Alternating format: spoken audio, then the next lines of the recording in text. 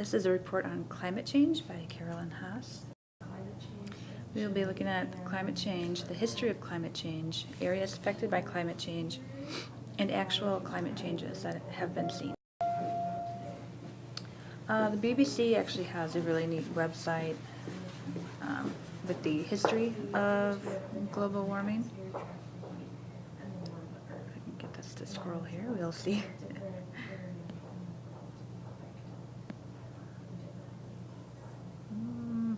Okay, it's not going to want to work for me right now.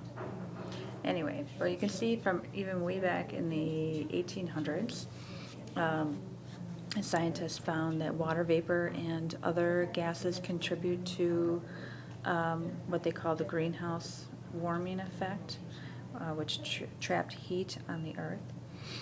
And so that was in the early 1800s, and we go all the way now to 2012, where we have the lowest amount of Arctic ice ever recorded, and 2013, where we have the highest level of carbon dioxide concentrations in the atmosphere that have been recorded since measurements began in 1958. So there's been a long history of climate change happening, but yet a lack of mitigation and adaptation to climate change. We can see on this slide that the areas or countries that will be most impacted by climate change are also the countries that emit the least amount of CO2. So along the African countries here, India, Philippines over here, a lot of the Central American and South American countries over here, they have the lowest level of carbon dioxide emissions.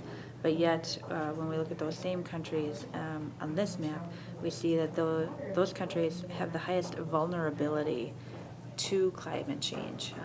A lot of times these are third world countries or undeveloped countries, poor nations who have the least amount of resources to change or adapt to climate change and global warming. Areas that would be most likely to be impacted by climate change include low-lying coastal areas that will see a lot of flooding.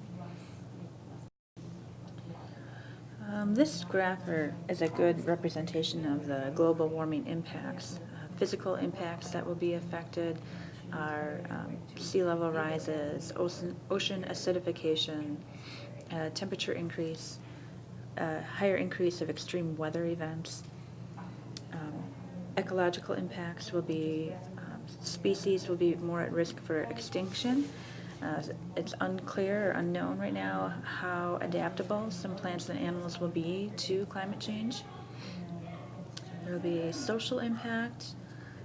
Low latitude and less developed countries will be more vulnerable to climate change. And then the large scale impact, the polar ice caps melting, the glaciers melting, sea level will rise, and everybody will experience an increase in temperature. Will this be the end of civilization? Perhaps if we do not try to adapt or to change or to stop global warming, we will find out. Thank you.